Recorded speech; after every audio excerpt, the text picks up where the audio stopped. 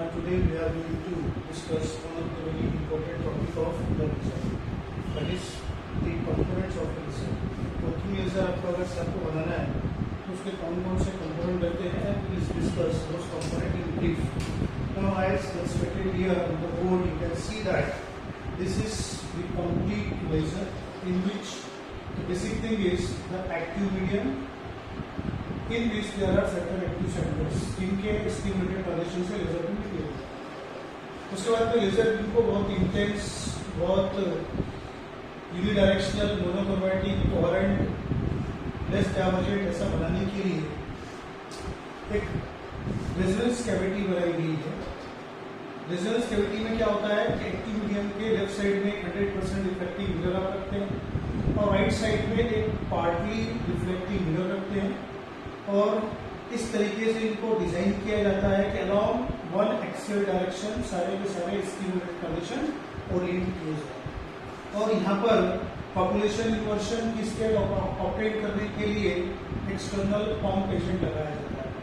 तो दिस ये जो मैंने दिखाया ब्लॉक के अंदर में, ये है resonance cavity along with pump, it is a laser. तो लेजर के बेसिक कंपोनेंट्स के अंदर में आपको मिला है रेजोनेंस कैविटी और पंप, और बाद में अलोंग द रेजोनेंस कैविटी इसका जो पार्टली रिफ्लेक्टिंग मिरर रहता है, यहां से लेजर आउटपुट ऑपरेट किया जाता है. अब रेजोनेंस कैविटी को बनाने वाले दो साइंटिस्ट है, दोनों इलेक्ट्रॉनिक्स इंजीनियर है, फैब्री एंड पैरेट. इन्होंने पॉजिटिव फीडबैक एम्पलीफायर की टेक्निक को बहुत ही अच्छे तरीके से, very beautifully they have implemented for optical amplification. I am using the word optical amplification. This is the beauty of their work, Fabry and Perrott. What they have done, they have taken an active medium, right? उसके एकदम active medium के अंदर में active centres होंगे, उसके left side के अंदर में रखा उन्होंने 100% रिफ्लेक्टिव मिरर या उसकी सरफेस को इंटरनली पॉलिश कर दी कि कोई भी रिफ्लेक्शन वहां से बाहर ना निकले, ठीक है, अंदर के साइड से. और उसके राइट साइड के अंदर जो आउटपुट साइड जिसको आप कहते हैं, वहां पर एक मिरर रखा, उसको पार्टली रिफ्लेक्टिंग रखा, यानी 50% अगर से वहां पे फोटोन से लाइट आ रही है तो बाहर निकल सकती है, 50% फीडबैक होगी, रिफ्लेक्ट बैक करेगी. उसको कहते हैं पॉजिटिव फीडबैक मैकेनिज्म. कैसे होता है पॉजिटिव फीडबैक मैकेनिज्म? शॉर्ट में आपको एक्सप्लेन करता हूँ. ये तो एग्जाम में क्वेश्चन आता है कि what are the components of the laser and explain the role of resonance cavity. तो छोटा सा डायग्राम आपको ड्रॉ करना पड़ेगा यहाँ पे. This is the components of laser, resonance cavity, active medium में दो मिरर्स है, पंप.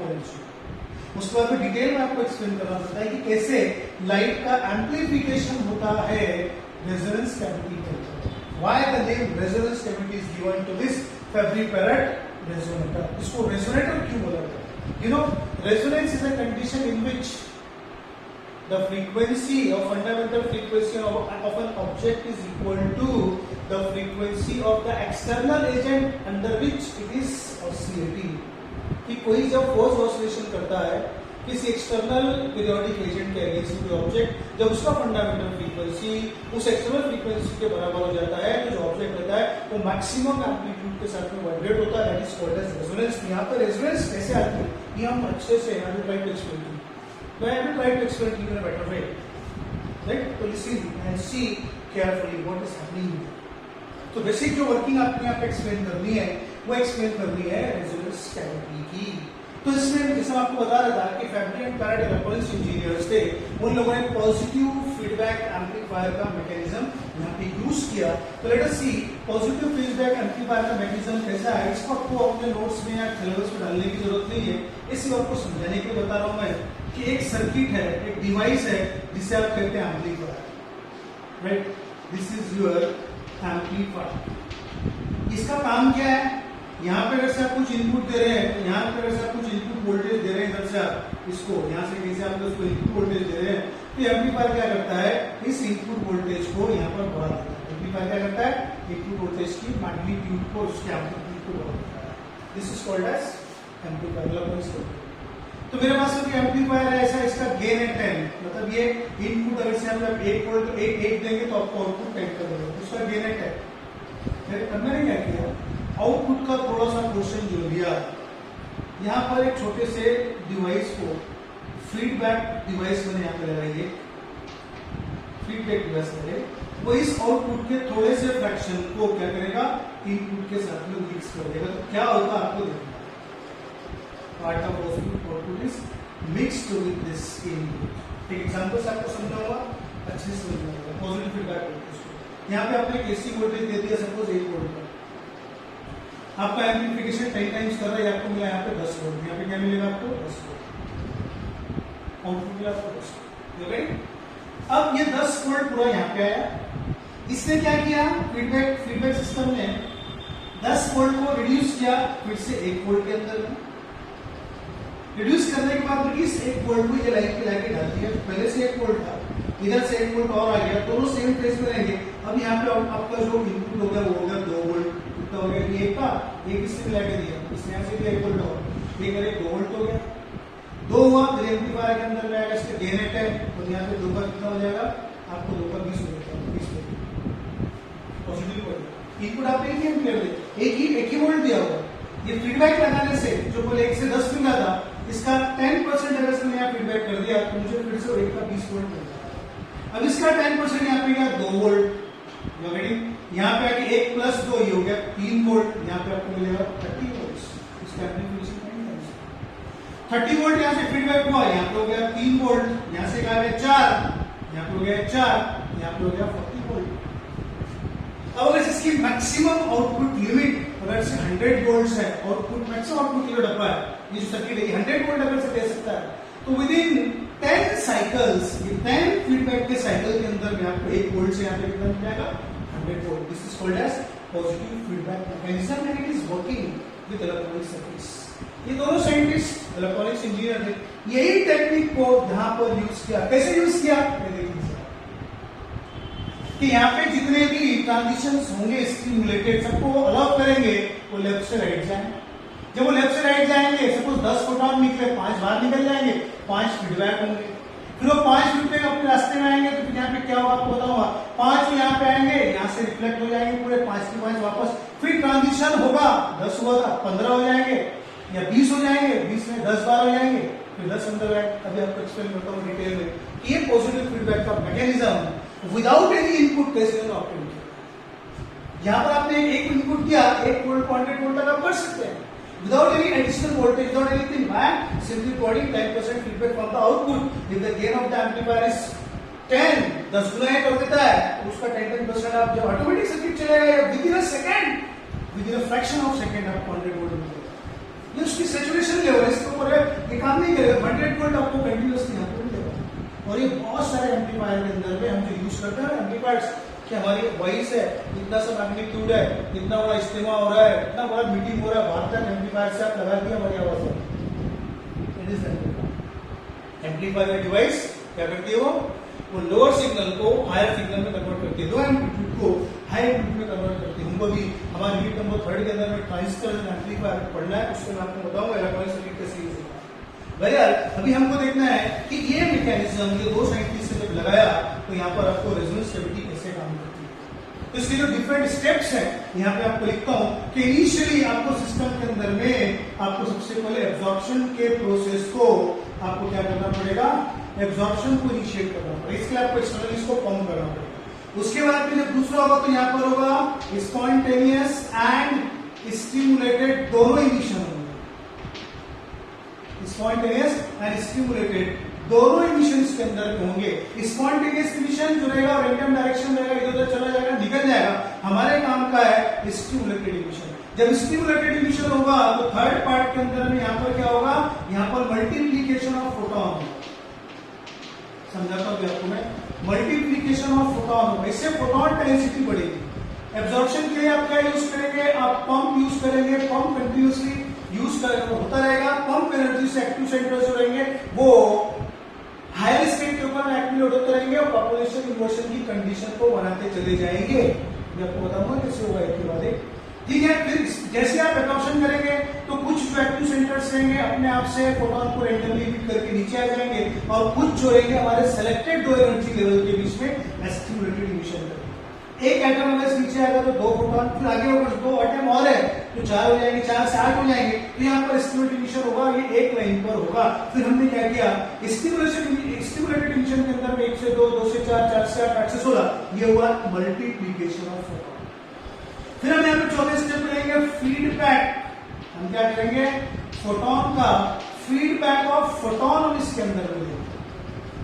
फीडबैक ऑफ फोटॉन जब हम इसके अंदर मिलेंगे तो ग्रेजुअली बहुत बड़े अमाउंट से वो फोटॉन का नंबर बढ़ेगा। सारे के सारे फोटॉन हमने आपको बताया स्टिमुलेटेड ट्रांजिशन के अंदर में सारे के सारे जो फोटॉन्स होते हैं वो सेम फ्रीक्वेंसी के, सेम वेवलेंथ के, सेम लाइन पर जीरो फेज डिफरेंस में चलते हैं, इसलिए उनका कंस्ट्रक्टिव सुपरपोजिशन होगा। तो कंस्ट्रक्टिव सुपरपोजिशन जब फीडबैक की वजह से होगा तो आप बोलेंगे यहाँ पे एम्प्लीफिकेशन हो रहा है। क्या हो रहा है उसका, amplification of photon along the same line, ये होना शुरू हो जाएगा। अब जब एम्प्लीफिकेशन होगा तो 2-3 साइकिल और जब फीडबैक होंगे तो एक कंडीशन ऐसी आएगी, उसको बोलते हैं 6 नंबर कंडीशन, कि जितने एक्टिव सेंटर्स रहेंगे स्पेसिमेन में, एक्टिव मीडियम के अंदर में, उतने के उतने फोटॉन निकलेंगे। वो सारे के सारे फोटॉन यहाँ पर एक दूसरे को सुपर इम्पोज होकर बहुत हाई इंटेंसिटी का एक रिजल्टेंट क्या बना लेंगे, आउटपुट बना लेंगे, लेजर बना लेंगे। तो उस कंडीशन को कहा जाता है कब, जब जितने नंबर ऑफ एक्टिव सेंटर्स हैं उतने नंबर ऑफ फोटॉन जब जनरेट हो जाएंगे तो हम ये कहेंगे सिस्टम के अंदर में रेजोनेंस हो रही है। तो there will be resonance at the end. जब रेजोनेंस हो गया तो जितने भी फोटॉन, जितने भी एक्टिव सेंटर थे सब निकले, सब कंस्ट्रक्टिव सुपर इम्पोज हो गए और एक बहुत इंटेंस, बहुत ज्यादा एम्पलीट्यूड का लेजर बाहर निकला। वो हमारा डिजायर्ड लेजर होता है। और ये सारे सिस्टम को वर्क करने के लिए अगर आपने ठीक तरीके से मेटास्टेबल स्टेट और स्टिमुलस को आपने मेंटेन करके रखा हुआ है तो आप ये within seconds resonance condition मिल जाती है और आपको वहां पर लगातार क्या मिलते हैं, सेम इंटेंसिटी का आपको वहां पे क्या मिलता है, लेजर मिलता है। तो this is how the resonance cavity works. कौन कौन से स्टेप है, पहले आपको एब्जॉर्प्शन करवाना पड़ेगा, उसके लिए पंपिंग देनी पड़ेगी, पंप लगातार चलता रहे। उसके बाद में पंप होने के बाद में एक्टिव सेंटर एक्साइटेड स्टेट में जाएंगे, वहां पर उनका स्पॉन्टेनियस इमिशन होगा। कुछ जो आएंगे वो मेटास्टेबल स्टेट में रुकेंगे, वहां से हम स्टिमुलेटेड इमिशन करेंगे। स्टिमुलेटेड इमिशन हमारे काम का है। स्टिमुलेटेड इमिशन से फोटॉन का मल्टीप्लिकेशन होगा।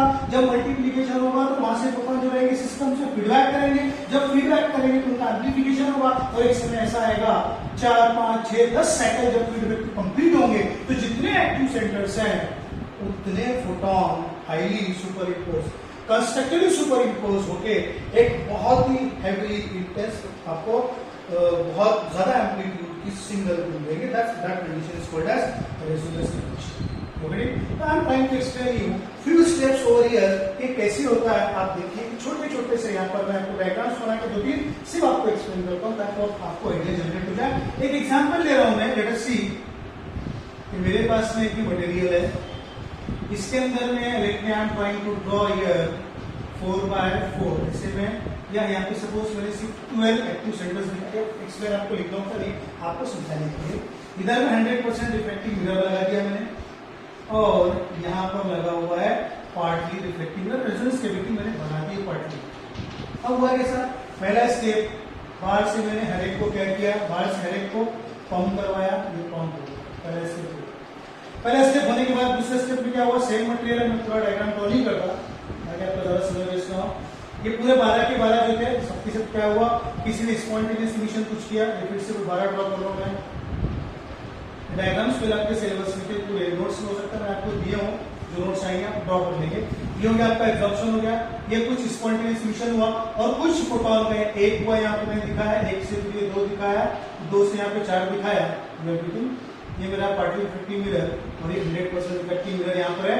यहाँ पे मैंने 2 दिखाया, 2 से फिर 4 दिखाया, ये 4 पूरे एक साथ एक ही लाइन पे यहाँ पर आएंगे। सपोज ये मिरर मेरा 50% रिफ्लेक्टिव मिरर है तो 2 फोटोन यहाँ से बाहर निकल गए और 2 फोटोन जो है फीडबैक होंगे। जब 2 फोटोन फीडबैक होंगे तो क्या हो रहा है आप यहाँ पर यहाँ से स्टार्ट करो। वो फोटोन के वहां पर क्या हुआ, फीडबैक होने तक आपका जो पंपिंग एजेंट है उसे क्या करना चाहिए, सारे के सारे एक्टिव सेंटर को फिर से मेटास्टेबल स्टेट में यानी पॉपुलेशन इन्वर्शन के स्टेट में लेके चला जाना चाहिए। अब यहाँ से मैकेनिज्म दिखा रहा हूं मैं, अब आप ध्यान दीजिए, मेरे पास में 12 है, यहाँ से 2 बाहर निकल गए, ये 2 फोटोन वापस हुए, उनके रास्ते में 4 एटम्स आए तो उन्होंने क्या किया, 2 थे उनके रास्ते में 2 एटम आए, यहाँ पे 4 फोटोन बन गए। ओके, 2 एटम चलेगा, कितने बचे हमारे एटम, 10 बचे। 4 थे ये, 4 ने क्या कर दिया 8 को कर दिया 8 को। ये पूरे के पूरे 8 यहाँ पे आ गए, पूरे के पूरे 8 जो थे यहाँ पर आ गए। अब ये 100% रिफ्लेक्टिंग है, ये पूरे 8 को पलटा देगा, 8 को पलटा देगा। तो यहाँ पर एक फीडबैक हुआ।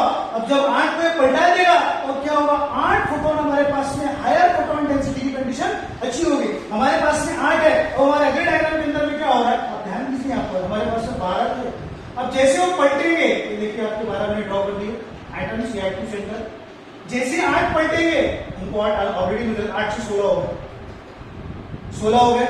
अब उनके 16 तक फिर से 4 और ऊपर हो गए। तो यहाँ पहले से 8 निकले थे, बचे कितने अंदर में 8, 4 बचे और वहां पर 8 आ गए। तो फिर 8 और 16 यहाँ पर आपको मिल जाएंगे 32 में से 16 बार हो गए, 16 बार। अब 16 बार हुए और 16 जो रहेंगे पूरे के पूरे यहाँ पर फीडबैक करेंगे। तो आप देख सकते हैं कि फोटोन यहाँ पर एक्टिव सेंटर से ज्यादा है, हो गया, फोटोन एक्टिव सेंटर से ज्यादा है। ये पूरे 16 12 को नीचे कर देंगे तो कितने हो गए आपके 28, 32 हो गए। फिर 32 अगले में जब आएंगे तो सिस्टम क्या करेगा, 32 में 12 के 12 ही है, एक भी ऊपर है उसको नीचे करेगा तो 32 को ऑसिलेट करवाएगा सिस्टम हर बार। ये 12 और प्लस जो वहां से जो आपके थे 32 थे, 32 में 16 निकल जाएंगे, फिर वापस आएंगे। तो हर बार आपको जब घूम कर वापस जाएगा साइकिल तो आपको 32 यहाँ पे मिलेगा, हर बार 32 आ रहा है।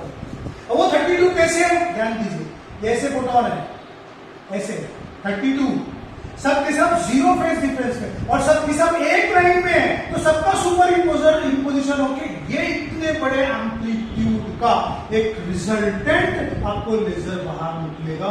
और ये सब के सब एक लाइन के ऊपर में एक्सेल डायरेक्शन में सेट किए जाते हैं रेजोनेंस कैविटी के अंदर। आप सोच सकते हैं कि निकलने वाले लास्ट में जो 32 लगातार निकलेगा जब तक आपका चालू रहेगा, उसकी इंटेंसिटी 32 फोटोन के बराबर रहेगी। मैंने नंबर लिया 32, ऐसा नहीं होता है, 10 to the power 20 में एक्टिव सेंटर सबका actual material 10 to the power 15, 10 to the power 20। सब आप सोच लीजिए कि इतने सारे फोटोन के कंस्ट्रक्टिव सुपरपोजिशन से अगर इसको लाइट निकलेगी जो 3 into 10 to the power 8 metre पर सेकेंड की स्पीड से जा रही है, तो वो कितनी देर तक कितनी इंटेंसिटी के साथ में तब एक ही डायरेक्शन में जाएगी, उसका डाइवर्जेंस नहीं होता, वो यूनिडायरेक्शनल रहेगी। जितने भी फोटोन हमने यहाँ पर लिए हैं ऑसिलेशन होने के बाद में, वो सारे के सारे कैसे हैं, वो सारे के सारे फोटोन कोहेरेंट है, एक दूसरे को सुपर इम्पोज्ड है। इसलिए ये जो रिजल्टेंट निकलेगा इसमें वेवलेंथ का वेरिएशन बिल्कुल नहीं रहेगा, बहुत कम रहेगा। It is highly monochromatic, it is unidirectional, it is less divergent, it is very intense. And all these photons are with zero phase difference, ideally means they all are coherent. तो ये coherency की जो condition है इसमें बाद में होगा। मैंने आपको इसकी 5 कैरेक्टरिस्टिक्स बताई। It is very intense, perfectly monochromatic या highly monochromatic, less divergence, unidirectional and coherent. ये कोहेरेंसी क्या रहती है, इसमें लास्ट में थोड़ी देर के बाद में या पूरा सिलेबस हमारा जो टॉपिक्स है पूरे जो है जितने टाइप ऑफ लेजर हमको पढ़ने हैं उसके बाद में आप उसके ऊपर में आएंगे। What is coherence, what is spatial coherence, what is temporal coherence, what is coherence times, what is coherence length and what is bandwidth. ये सारी चीजें इसमें न्यूमेरिकल्स आते हैं। वो at the end of the unit आपको पढ़ाऊंगा, आखिरी लेक्चर के अंदर में उसको आपको बताऊंगा। तो this is how you have to remember these 5 steps the resonance cavity works. और रेजोनेंस कैविटी का जो काम है वो लाइट के मतलब फोटॉन्स को क्या करना है, एम्प्लीफिकेशन करना है और रेजोनेंस की कंडीशन के अंदर में उनको बाहर निकालना है। अभी जो रेजोनेंस की कंडीशन है इसके ऊपर में 2-3 पॉइंट्स आपको बता दूं, आप ध्यान से इसको समझिए। ये हमारा जो रेजोनेंस कैविटी है उसकी जो लेंथ है वो एक्टिव मीडियम, यहाँ से हमें उसकी जो लेंथ है इसे भी चिपका के रहता है 100% इफेक्टिव मिरर और पार्टली इफेक्टिव मिरर। कभी कभी तो क्या रहता है कि आप उसको जो मटेरियल रहता है उसको ही आप पॉलिश कर देते हैं सॉलिड मटेरियल में, अगर फिर गैसियस के अंदर में ये एकदम पास में जो ट्यूब रहता है ट्यूब के दोनों साइड के ऊपर में उसको अंदर से आप एनालिमिनेशन कर देते हैं, उस पर पारा चढ़ा देते हैं। इधर 100% मिरर बनाते हैं, यहाँ पे पार्टली बनाते हैं। ये जो लेंथ रहती है रेजोनेंस कैविटी की, this is the length, if this length is L तो आप देखिए ऑसिलेशन के अंदर में क्या होता है। जो भी फोटोन का वेवलेंथ था वो पूरा वेवलेंथ क्या करेगा, सबसे सिंपलेस्ट वर्ड में कैसा होगा, पूरे के पूरे पूरे पूरे पूरी लेंथ के ऊपर जो वेवलेंथ है इसको देखिए ऐसा बात नहीं। ये फर्स्ट सिंपलेस्ट मोड हो सकता है, ये सिंपलेस्ट मोड होगा। इस सिंपलेस्ट मोड के अंदर में अगर इसका वेवलेंथ है लैम्डा तो आप बोलेंगे L is equals to lambda by 2। ये सिंपलेस्ट मोड होता है। दूसरा मोड क्या हो सकता है? दूसरा मोड हो सकता है इस तरीके से, दूसरा मोड हो सकता है इस तरीके। This is the second mode. इस मोड के अंदर में कंप्लीट वेवलेंथ रहेगी जो कैविटी को रिजल्ट करेगी। तो यहाँ पर क्या बोलेंगे? दिस इज माय, यहाँ पे फिर से इट इज, यहाँ पे कहता है L is equals to lambda by 2। इससे बनाया बाय 2। सेकंड केस में, फर्स्ट केस में L डैश लेंथ आपकी सेम है। यहाँ पे वेवलेंथ भी आपकी जो है पहले इस तरीके से यूज होगी, half of the wavelength. Half wavelength जो रहेगी अंडर रेजोनेंस क्या करेगी?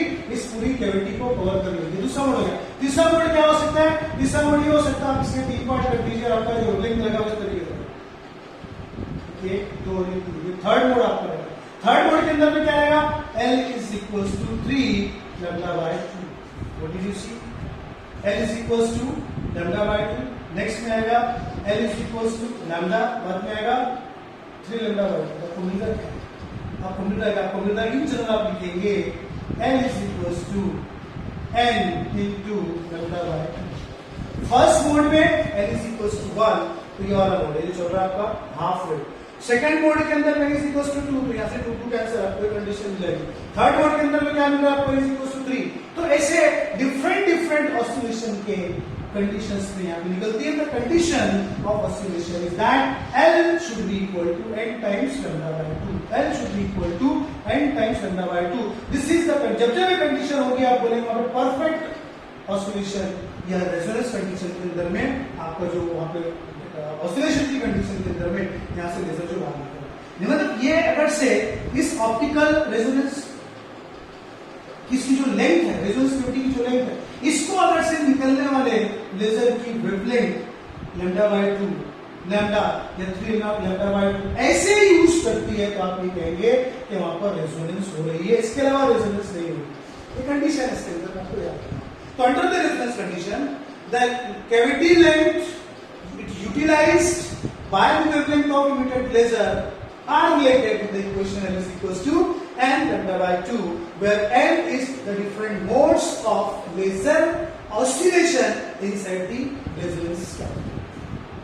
This much in this short lecture we will try to understand. और जो next lecture में लेने वाला हूँ उसके अंदर में हम आपको पढ़ाएंगे रूबी लेजर। वहां देखेंगे कंपोनेंट ऑफ लेजर्स कैसे पूरे बनते हैं, रेजोनेंस कैविटी कहां से आती है, ऑप्टिकल कॉन कहां से देते हैं और किस तरीके से वहां पर लेजर आपको मिलता है। That we will see in our next lecture. Okay, thank you.